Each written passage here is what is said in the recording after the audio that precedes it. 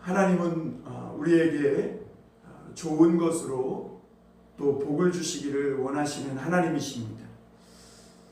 그래서 우리가 하나님을 향하여 무언가 하나님께 헌신하고자 하는 이런 아주 작은 마음만 품어도 하나님은 우리에게 참 우리가 한 발자국 다가간다면 하나님은 1000발자국, 10,000발자국 다가오셔서 우리에게 축복해 주시고 좋은 것을 주시기를 원하시는 분이시라고 오늘 성경은 말씀하고 있습니다.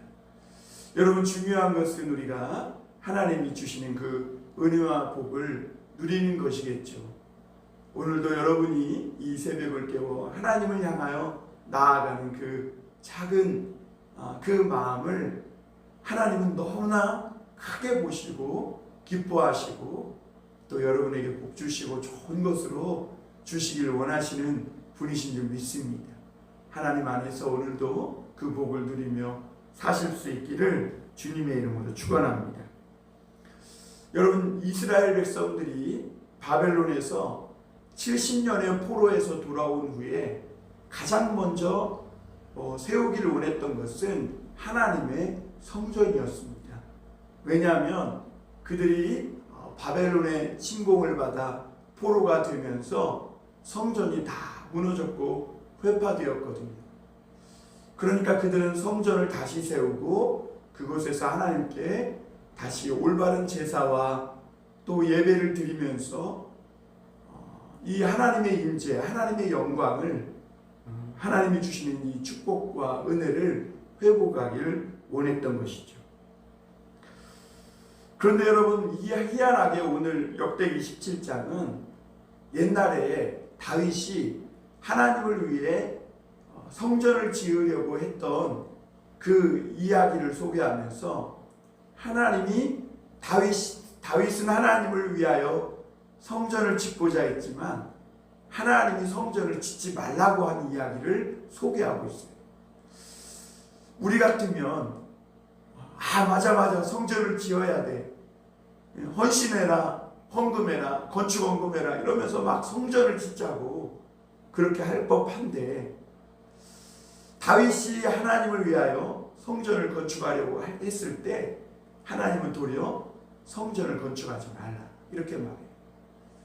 그러면서 오늘 참된 성전의 의미가 무엇인지, 그리고 다윗이 하나님을 위하여 그렇게 성전을 건축하고자 하는 이런 작은 헌신의 마음을 품었을 때 하나님이 그 마음을 보시고 얼마나 다윗을 축복하시고 또 그의 먼 미래까지 말씀해 주시는 이 말씀과 계시로 다윗을 축복해 주셨음을 오늘 성경은 나타내고 있는 것이죠.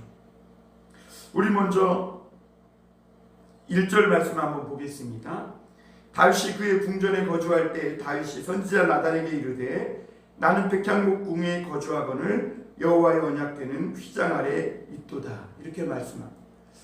여러분, 우리가 내가 편하고 내가 모든 것이 좋으면 하나님을 위해 무언가 하고자 하는 믿음을 갖는다는 것이 쉬운 일이 아닙니다. 그런데 다윗은 나라를 세우고 이제는 궁전도 세우고 그 안에서 편하게 지내고 있는데 그때 하나님을 위해 무언가 하고 싶은 그런 마음이 드는 것입니다. 참으로 다윗의 믿음이 또 하나님을 생각하는 마음이 얼마나 참 아름답고 선한지 몰라요. 우리는 내가 조금만 편해도, 내가 조금만 아무 근심 걱정거리가 없어도 하나님을 찾지 않는데 다윗은 자기가 편하면 편할수록 하나님의 궤를 메어 올리고 자기는 궁전에 거하면서 하나님의 언약궤는 장막에 거하고 장막에 있는 것을 굉장히 마음으로 안타깝고 아쉽고 마음 아파하는 것을 보게 됩니다. 그러니까 나단이 2절에 보면 이렇게 말합니다. 나단이 다윗에게 이르되 하나님이 왕과 함께 계시니 마음에 있는 바를 모두 행하소서 이렇게 말합니다. 그러자 나단이 이 다윗에게 이 다윗이 궁궐에 좋은 집에 좋은 의자에 앉아 있어도 그 마음이 하나님을 생각한다는 그것은 하나님이 다윗과 함께 계시다는 것을 이 나단도 인정한 거죠. 그렇죠. 우리가 하나님의 은혜로 충만하지 않으면 우리가 내가 힘들 때야 하나님을 찾지만 편하고 좋을 때는 하나님을 찾지 않겠죠. 그러나 하나님의 은혜로 충만해 있다 보니까 이 다윗은 좋은 상황 가운데 평안한 가운데에서도 하나님을 위하여 무엇인가 하고자 하는 하나님의 은혜에 보답하고자 하는 이런 마음을 갖게 되는 것이죠. 그러니까 나단이 하나님의 왕과 함께 있다는 거예요. 그런 마음을 아무나 품는 것이 아니라는 거죠. 맞습니다. 지금 이 다윗의 마음 안엔 하나님을 향한 마음으로 꽉 차 있는 거죠. 그래서 나단은 하나님이 왕과 함께 있으니까 왕이 하나님을 위하여 지금 마음에 갖고 있는 그 모든 것들을 행하시옵소서 이렇게 이야기합니다. 그러니까 마음에 있는 바를 행해도 좋다. 왜냐하면 그것이 하나님을 위한 것이기 때문이라고 이렇게 말합니다. 그런데 선지자들도요, 때로는 잘못 알 수도 있어요. 하나님께 묻지 않고 그저 우리가 하나님을 위해 뭔가 좋은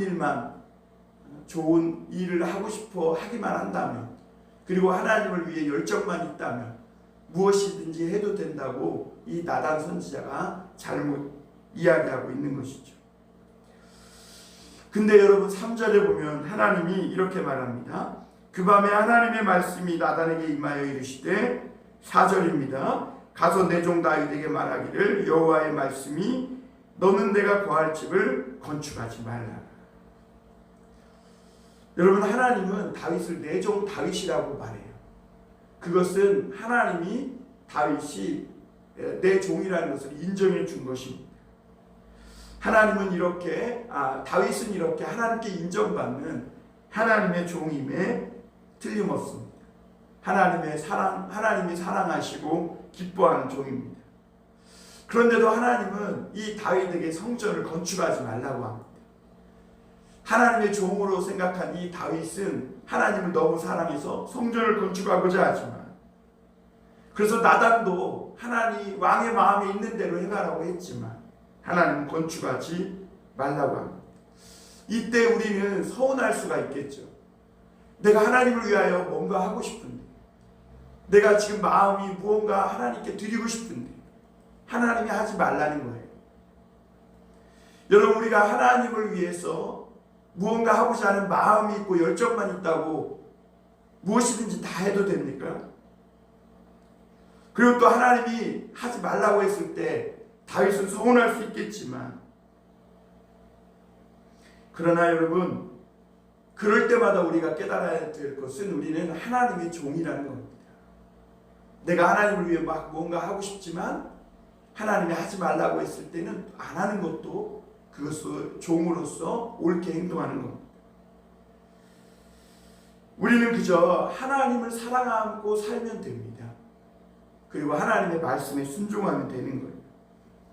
우리가 하나님을 위해 뭔가 열정을 가지고 너무 많은 일을 하려고 하다 보면 하나님의 뜻에 어긋나는 일을 할 수 있게 돼요. 여러분 하나님은요, 우리가 생각하는 것보다 더 큰 것을, 더 깊은 것을 생각하시는 분이세요. 그래서 우리는 때로는 하나님을 위해 뭔가 좋은 일을 하고 열정을 가지고 하나님을 위해 뭔가 이루어드리고자 하는 그런 열심이 있지만, 그러나 하나님께서 노 하실 때 그때는 하나님 앞에 서운하지 않고 순종할 수 있어야 된다는 것이죠. 그리고 하나님이 주시는 축복과 은혜와 사랑을 받으면 그것으로 족하다는 거예요. 그래서 오히려 우리가 너무 하나님 앞에 무언가를 이루어 드리려고 막 하나님의 뜻에 어긋나게 너무 우리의 열심만 갖고 하다 보면 하나님의 뜻을 범하고 하나님의 영광을 가리는 그런 어처구니 없는 일들이 일어날 수 있는 것이죠. 그 하나님은 너는 내가 거할 집을 건축하지 말라 이렇게 말합니다. 그리고 나서 5절부터 6절까지 그 하나님의 성전을 건축하지 말라는 첫 번째 이유를 얘기해 주는데요. 내가 이스라엘을 애굽에서 올라오게 한 날부터 오늘까지 집에 있지 아니하고 오직 이 장막과 저 장막에 있으며 이 성막과 저 성막에 있었나니 이렇게 말합니다. 하나님은 이스라엘을 애굽에서 끌어낸 이후에 광야에서 이스라엘과 함께 있으면서 어떤 고정된 붙박이 집과 같은 장롱과 같은 그런 성전에 거하지 않고 장막에 거하셨다는 거예요. 그리고 이스라엘과 함께 했다는 거예요. 여러분, 장막의 특징이 뭡니까? 장막은 텐트잖아요. 언제든지 이동할 수 있다는 거예요. 마치 집처럼 고정된 게 아니에요.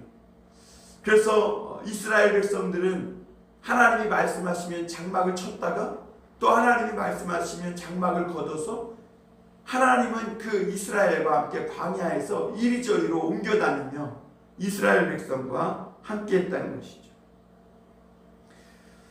그러니까 하나님이 이스라엘과 광야에서 어디를 가든지 하나님이 동행하십니다. 우리가 신명기 말씀을 봤지만 오히려 하나님은 이스라엘과 동행하면서요, 하나님이 장막에 거한다고 불평한 적이 없어요. 그리고 하나님이 뭐 장막에 있으니까 불편하다, 좁다, 또 이런 원망을 하거나 불평하면서 이스라엘 백성들에게 내가 너희를 건져내줬으니 나를 위해 크고 멋진 성전을 건축하라 이렇게 말한 적이 한 번도 없다는 거예요. 오히려 하나님은 이스라엘 백성들이 광야로 어디로 가야 할지, 광야에서 길을 잃어버리고 방황할 때 오히려 하나님이 앞서가셔서 이스라엘 백성들이 장막 칠 자리를 찾고 또 맹수와 이 위험이 도사리고 있는 이 광야에서 위험하지 않도록 하나님이 그들과 함께하며 그들을 지키고 보호해 주시고 동행해 주셨다는 거죠. 그래서 여러분, 하나님은요 늘 우리와 동행해 주시고 함께해 주시기를 원하는 임마누엘의 하나님이지, 그냥 어디 붙박이장과 같이 집을 딱 지어주면 거기에 딱 갇혀서 그렇게 지내기를 원하시는 분이 아니라는 거예요. 여러분, 성전의 의미가 뭡니까? 성전이라면 하나님과 함께 동행하는 거예요. 그러니까 하나님은 왜 성전을 건축하지 말라고 하냐면, 성전을 딱 건축해놓고 거기에 하나님을 가둬놓고 일주일에 한 번씩 와서 성전에서 하나님 얼굴 보고 하나님 거기 잘 계세요, 나 일주일 동안 또 살다가 올게요, 그렇게 하나님은 성전에 가둬놓고 우리는 일주일 동안 내 마음대로 살고 그러다 또 일주일 후에 또 하나님께 오고, 하나님은 그렇게 갇혀 지내기를 원치 않는다는 거예요. 하나님은 우리 속에 들어와서 우리와 함께 하시고 임마누엘 하기를 원하세요. 우리가 어디를 가든지 하나님이 우리와 동행하기를 원하는 거예요. 그것이 때로는 세상에 근심과 염려가 있는 것이고 고난받고 어려움이 있는 것이라도 하나님은 함께 하기를 원하는 거예요. 그것이 진정한 성전이라는 것이죠. 그래서 하나님은 성전에 갇혀 지내기보다 하나님은 우리와 함께 동행하기를 원한다. 임마누엘 하기를 원하니까 성전을 건축하지 말라. 내가 내 마음을 성전 삼겠다는 것이죠. 그리고 또 7절에 8절에 보면 또한 내 종 다윗에게 이처럼 말하라. 만군의 여호와께서 이처럼 말씀하시기를 내가 너를 목장 곧 양떼를 따라다니던 데에서 데려다가 내 백성 이스라엘을 주권자로 삼고 내가 어디로 가든지 내가 너와 함께 있어 내 모든 대적을 내 앞에서 멸하였은즉 세상에서 존귀한 자들의 이름 같은 이름을 내게도 만들어 주리라 이렇게 말합니다. 그러니까 하나님은요 우리와 동행하는 그것이 우리 하나님에게 가장 기쁨이고 그것이 진정한 성전의 의미라는 것을 다윗에게 가르쳐주고 있습니다. 오늘 이 바벨론 포로에서 돌아온 이스라엘 백성들에게도 왜 이 이야기를 소개하고 있냐면, 중요한 것은 성전을 얼마나 크게 짓고 훌륭하게 짓느냐, 일주일마다 그곳에서 얼마나 성대하게 종교 의식을 행하느냐, 이게 중요한 게 아니라 우리가 어디를 가든지 하나님과 함께 동행하고 있느냐, 우리 마음이 하나님이 임재하시는 하나님의 성전이냐가 중요한 거죠. 여러분, 성전은요, 하나님과 동행하는 곳이 성전이에요. 그래서 고린도전서 3장 16절에도 너희 안에 거하시는 하나님의 성령이 거하시는 것을 알지 못하느냐 그랬어요. 너희 몸이 하나님의 성전이라고 했어요. 그러니까 하나님의 성령이 거하시는 우리 몸과 마음이 하나님의 성전인 것이죠.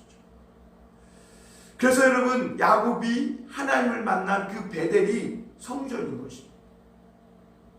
요셉이 하나님을 만난 그 감옥이 성전인 거예요.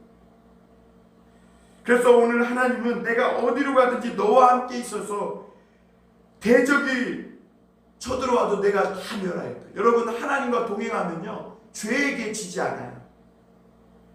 우리가 우리 마음을 하나님의 성전 삼고 하나님과 동행하면 어떤 대적이나 죄의 유혹이 쳐들어와도 하나님과 동행할 때 하나님과 하나님을 내 마음의 성전 삼고 하나님과 동행할 때는 절대로 대적에게 지지 않는다는 거예요.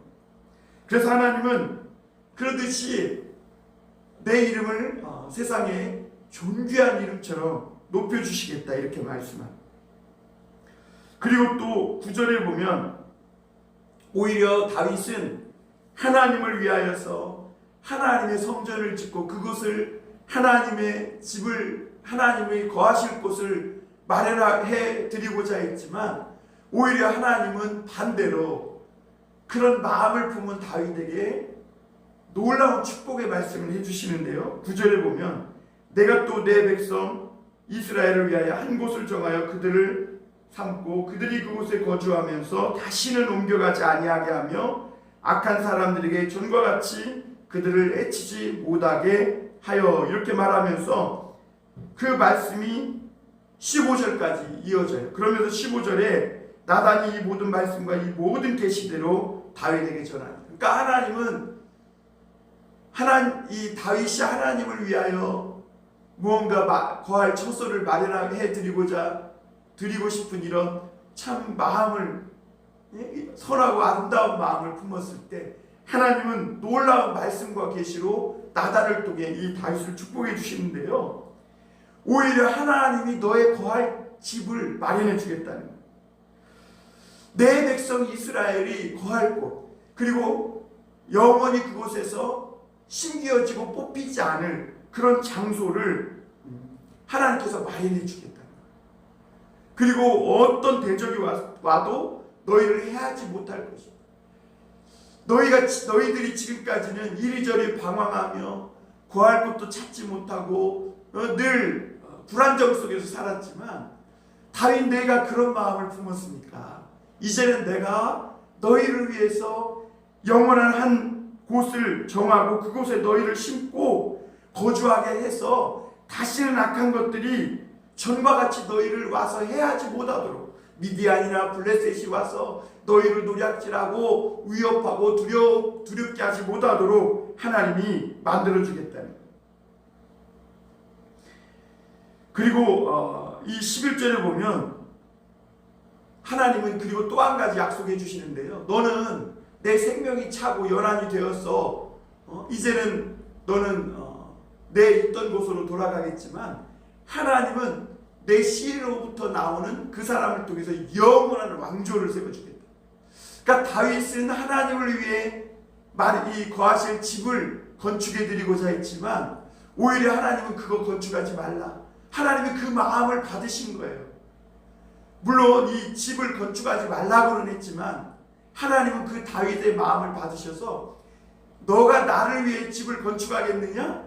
너가 그 마음을 품었느냐? 아니라는 거예요. 너는 나를 위해서 집을 건축하지 말라. 오히려 내가 다윗 너의 집을 건축해 주겠다는 거예요. 너의 가문을, 너의 가정을, 너에게 영원한 왕조를 세워주겠다는 거예요. 우리는 다윗은 하나님을 위하여 집을 건축해 드리고자 했지만 오히려 하나님은 다윗의 그 마음을 아름답게 보시고 어여삐 보시고 다윗의 가문을, 다윗의 왕조를 영원히 세워주시겠다 말씀하고 있는 거예요. 그래서 10절에 보면 이렇게 말해요. 전에 내가 사사에게 명령하여 내 백성 이스라엘을 다스리던 때와 같지 아니하게 하고 또 내 모든 대적으로 내게 복종하게 하리라. 또 내게 이르노니 여호와가 너를 위하여 한 왕조를 세울지라. 11절입니다. 내 생명의 연한이 차서 내가 조상들에게로 돌아가면 내가 내 뒤에 내 씨 곧 내 아들 중 하나를 세우고 그 나라를 견고하게 하리니 그는 나를 위하여 집을 건축할 것이요 나는 그의 왕위를 영원히 견고하게 하리라. 나는 그의 아버지가 되고 그는 나의 아들이 되리니 나의 인자를 그에게서 빼앗지 아니하기를 내가 내 전에 있던 자에게서 빼앗음과 같이 하지 아니할 것이며 이렇게 말합니다. 그러니까 하나님은 그래서 14절에 보면 내가 영원히 그를 내 집과 내 나라에 세우리니 그 왕위가 영원히 견고하리라 하셨다. 그러니까 하나님은 다윗의 집을 가문을 영원히 세워주시겠다고 도리어 약속해 주시는 것을 보게 됩니다. 그러면 여러분 다윗의 다윗과 하나님의 이 언약이 약속이 지켜졌습니까? 여러분 잘 알다시피 이 이스라엘 나라는 시드기야 왕으로 말미암아 모든 이스라엘이 망했어요. 그리고 바벨론 포로로 잡혀간 거죠. 그러면 이 하나님의 약속이 어떻게 된 거예요? 헛된 겁니까? 아니에요. 하나님은 여기서 보면 영원한 왕조를 세우겠다고 했죠. 그래요. 하나님은 이 예수 그리스도를 다윗의 씨를 통해 혈통을 따라오는 예수 그리스도를 통해 이 다윗의 가문의 영원한 왕조, 정말 그 어떤 대적도 흔들 수 없는 그런 이 왕조를 영원한 집을 세워주시겠다고 약속한 것이죠. 그래서 하나님은 예수 그리스도를 통해 이 다윗에게 약속하신 그 약속을 완성한 겁니다. 그러면 바벨론 70년 포로는 무엇입니까? 여러분 바벨론 포로에 이스라엘 백성 혼자 붙들려 가서 이스라엘 백성만 고난받고 이스라엘 백성만 어려움 당했습니까? 아니에요. 에스라서나 다니엘서나 느헤미야 이런 것들을 보면 스가랴서나 이런 것들을 보면 하나님이 이스라엘 백성만 포로로 잡혀가게 한 게 아니라 하나님도 그 포로로 잡혀간 이스라엘 백성들과 함께 그 바벨론으로 같이 가세요. 거기서 하나님은 이스라엘과 동행하고 이스라엘 백성과 함께 고난받으면서 이스라엘 백성들을 지키시고 보호해 주시고 그리고 그들이 연단을 받기까지 그들과 함께하고 계심을 보게 됩니다. 그러니까 이스라엘 백성들에게 지금 역대기 기자는 지난 70년 포로 생활은 절대로 잃어버린 시간, 허공에 날려버린 시간, 허무하게 그냥 생고생만 한 그런 시간이 아니라고 말하고 있는 거예요. 그 시간은 하나님과 함께한 시간이고 하나님과 더 가까이 한 시간이고 무엇보다 하나님의 손안에서 연단받고 하나님의 은혜와 축복을 많이 받은 시간이라는 거예요.